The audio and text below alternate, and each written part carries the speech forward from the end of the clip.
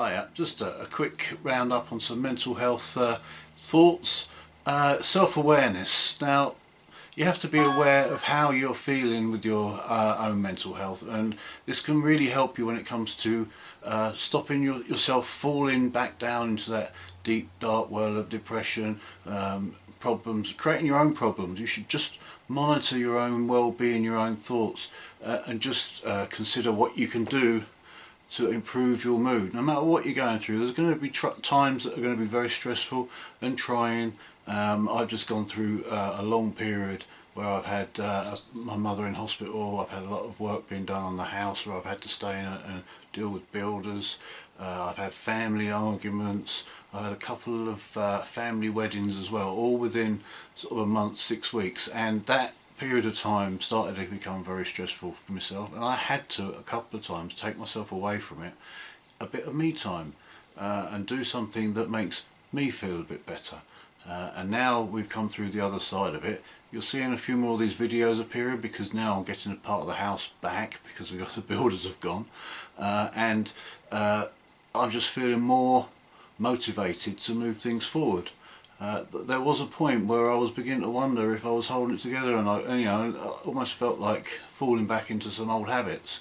But I didn't, and I'm very proud of myself because I didn't. But it was a case of monitoring myself and making sure that I was able to cope with what was coming at me, and taking a time out when I needed it.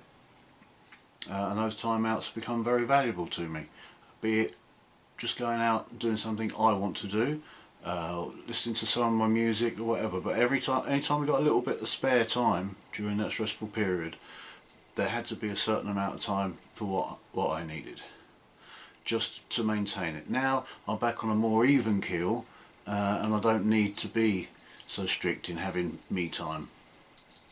I'm quite happy at the moment, and I do apologise if you can hear my cat scratching away in the background with his bell tinkling, but my pets are part of that downtime. They are very therapeutic. This little guy down here, he probably won't come up onto my lap for the camera.